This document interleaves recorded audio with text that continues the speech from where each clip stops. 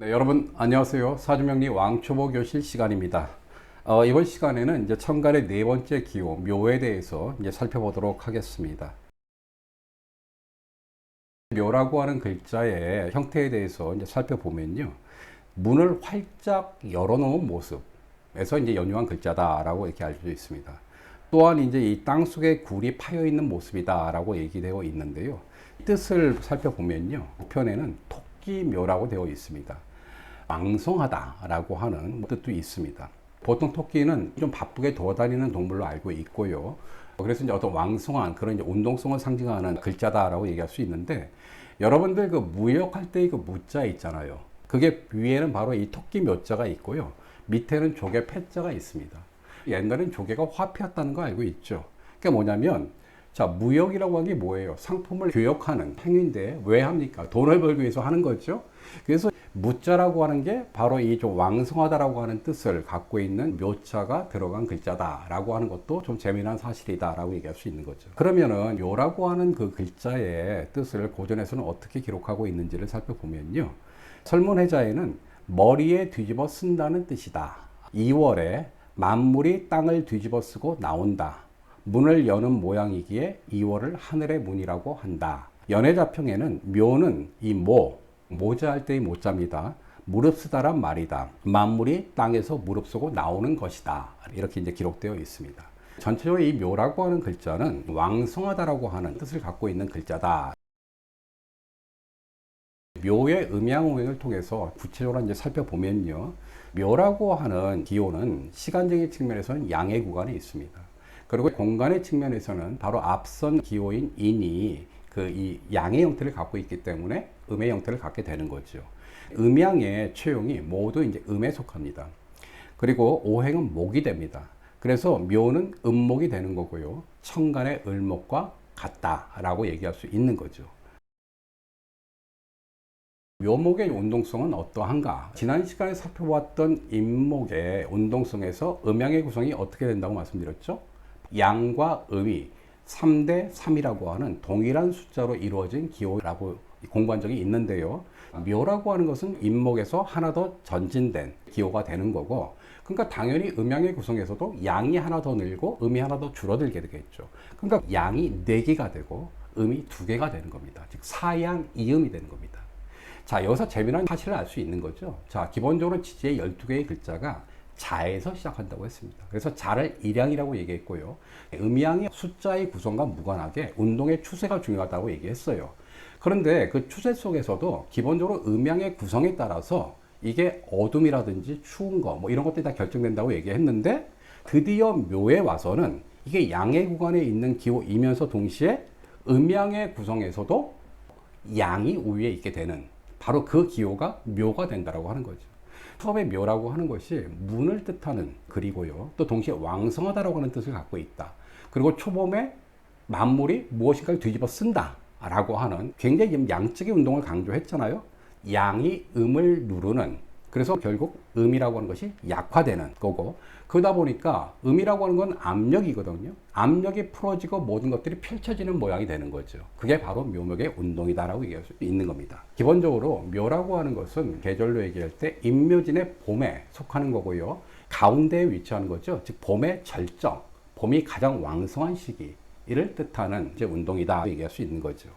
그런데 이 묘라고 하는 것은요, 봄의 절정의 시기에 있는 양이 팽창하는 운동이긴 한데 기본적으로 음목입니다. 습한 목이 되는 겁니다. 습한 목이기 때문에 기본적으로 목의 운동이라고 하는 것은 목생화라고 하는 상생의 운동을 하게 되는 건데요. 잘하겠습니까? 못하겠습니까? 네, 잘 하지 못합니다.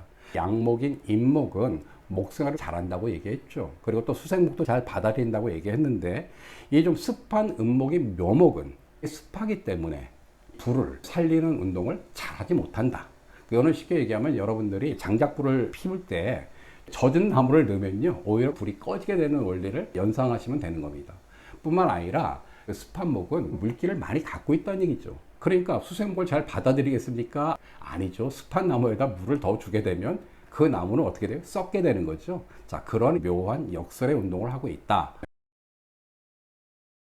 다음으로 이제 묘목의 이 시공간적인 측면을 살펴보도록 하겠습니다. 이 묘목이라고 하는 것은 봄의 절정을 이루고 있는 한봄이라고 얘기할 수 있는 거고요.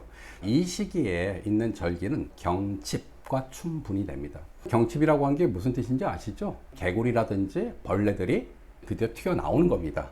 그러니까 왕성하다라고 하는 묘목의 운동과 부합하는 절기라고 얘기할 수 있는 거고요. 음력 2월, 그러니까 양력으로 한 3월경이 되는 이 시기가 되면 만물들이 이게 돋아나고 생동감이 넘치는 계절이 펼쳐지게 된다라고 얘기할 수 있는 거죠. 자, 시간으로 얘기한다라고 하면 아침 5시 30분부터 7시 30분까지를 묘시라고 얘기합니다. 드디어 세상이 환하게 밝아지게 되는 거죠. 앞서 묘라고 하는 것이 문이다. 즉 하늘의 문이 열린다 이런 얘기를 했잖아요. 이 묘라고 하는 것은 동쪽의 문이라고도 합니다. 근데 동이라고 하는 건 어떤 곳이에요? 해가 떠오르는 곳이죠. 그래서 환하게 밝아지는 아침을 뜻하는 시간이게 되는 거고요. 이 시간에 여러분들 보통 뭐 하십니까? 무슨 노래가 하나 있죠? 깊은 산속 옹달샘 누가 와서 먹나요? 새벽에 토끼가 와서 세수하고 뭐 어쩌고저쩌고 하는 그런 노래가 있는데, 세수하는 시간, 그 다음에 또 밥 먹는 시간, 그리고 사회생활을 하기 위해서 옷을 입고 뭐 치장하고 하는 그런 것들이 다 이 묘시에 이루어지게 되는 건데요. 이거는 뭘 뜻해요? 맛이라든지 멋과 굉장히 긴밀하게 연관된 시간이라고 있는 걸 알 수 있는 거죠. 묘라고 하는 글자를 갖고 있는 사람들의 기질과도 연관이 돼 있다라고 얘기할 수 있는 겁니다. 그래서 새롭게 생동감 있게 시작하고 변화하는 시간이 바로 묘시다. 인생에 비유하면요, 7살부터 12살까지 소년기라고 얘기할 수 있는데, 그 시기가 어때요? 막 성장하는 시기 아닙니까? 막 꿈도 키워나가고 생동감이 있는 인생의 시기가 묘다라고 얘기할 수 있는 거고요. 방향으로는 정동방향입니다. 색깔로는 청록색이 되는 거고요. 그리고 이제 숫자로는 8이 됩니다. 이제 묘목의 물상에 대해서 살펴보면요, 묘목이라고 하는 것은 천간의 을목과 같다 하기 때문에 화초목이 되는 겁니다. 자연물로 얘기하면 들풀이나 들꽃, 새나 바람, 인공물로는 직물이나 종이, 책이나 신문 이런 거라고 얘기할 수 있고, 상징으로 이제 교육이나 언론 소식 이런 건데, 앞서 묘시라고 하는 것이 갖는 화장하고 치장하고 옷을 입고 멋을 부리고 하는 것도 다 이 묘목의 상징으로 해석할 수 있는 겁니다. 고전에서는요, 이 묘목의 물상을 어떻게 이제 설명하고 있냐면, 삼병통해에서는 경림이라고 기록되어 있습니다.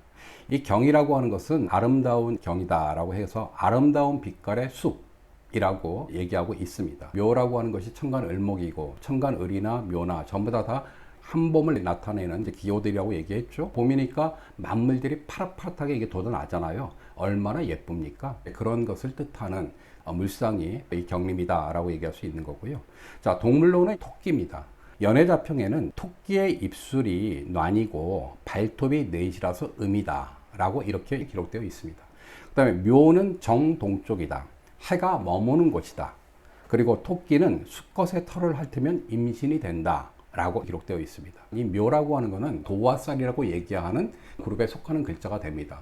그래서 사주팔자의 묘라고 하는 도화의 글자를 갖고 있는 사람들은 애정사의 소지가 많다라고 얘기하는데, 그건 묘를 상징하는 이 토끼라고 하는 동물이 번식력이 뛰어난 동물인 것과 무관하지 않다라고 하는 거고요. 토끼의 속성을 조금만 더 살펴보면요, 밝고 따뜻한 곳으로 다닌다. 높은 곳으로 달리기를 좋아하며 낮은 곳으로 다니는 것을 고통스러워한다. 과일이나 약초를 즐겨 먹는다. 자, 전체적으로 생동감 넘치는 목의 속성과 부합하는 왕성한 운동을 타는 동물인 걸 알 수 있는 거죠. 그래서 이게 당사주는 재밌게 기록하고 있는데요, 이걸 천파성이라고 얘기합니다. 여기서 이 파라고 하는 건 뭐냐면 깨진다, 흩어진다 라고 하는 뜻입니다. 그래서 이제 뭔가 좀 깨진다 그러면 역시 어떻게 받아들입니까? 부정적으로 받아들이죠. 그런데 항상 이제 우리 그 동양에서의 이런 표현들은요, 이게 좋은 거 나쁜 것이 아니고요, 의미가 있는 겁니다. 이 묘라고 하는 그 기호의 그 성질은 뭐라고 그랬어요? 타양이음이라고 하는 양의 운동이 음의 운동을 누르고 이제 폭발하는 거란 말이에요. 그래서 왕성하다는 거죠. 왕성하니까 뭐예요? 에너지가 넘친다는 얘기고, 에너지가 이게 터진다라고 하는 얘기인 겁니다. 따라서 그게 긍정적으로 얘기하면 역동성을 얘기하는 거고요, 부정적으로 얘기할 때는 산만한 거죠. 토끼들 막 뛰어다니는 거면 정신 없잖아요. 어린애들 7살부터 아까 12세라고 얘기했는데 그 아이들을 봐요. 얼만큼 생동감 넘치고 좋아요. 하지만 어떨 때는 정말 정신 없으니까 어지럽지요. 예. 바로 그런 의미가 바로 이 천파성이다. 부정적으로는 좀 분리되고 또 산만한 면을 같이 갖고 있는 기호이다 라고 얘기할 수 있는 겁니다. 묘목의 이제 심리를 이제 정리해서 말씀드리면요. 기본적으로 이제 묘목은 을목이기 때문에 굉장히 좀 여리게 보입니다. 하지만 강인한 생명력과 추진력을 가지고 있다. 또한 유연하게 환경에 적응하는 능력도 뛰어나다라고 얘기할 수 있고요. 전체적으로 목의 기운, 어린아이의 기운이기 때문에 굉장히 좀 명랑한 성정을 가지고 있고 그리고 호기심도 많다라고 얘기할 수 있습니다. 하지만 음목이기 때문에 이게 뭐 성품이 인자하고 좀 부드럽지만 좀 속으로는 냉정하고 실리적이고 좀 현실적인 이해 타선적인 기질을 갖고 있습니다. 뿐만 아니라 이제 굉장히 분주하고 좀 변화가 많아서 한 곳에 좀 정착하지 못하는 그런 약간 단점이라고도 할 수 있는 이 면도 함께 가지고 있는 성향이다라고 얘기할 수 있습니다. 심리적인 성향들을 이제 키워드를 정리해 본다라고 하면 기본적으로 발산형이다. 또 천간을목에서 얘기했던 적응형이다.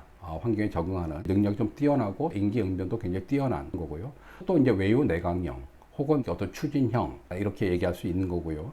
보통 어린애를 보면은 좀 약간 멋을 많이 부리잖아요. 유아형이다 정리해 볼 수 있지 않을까라고 생각합니다.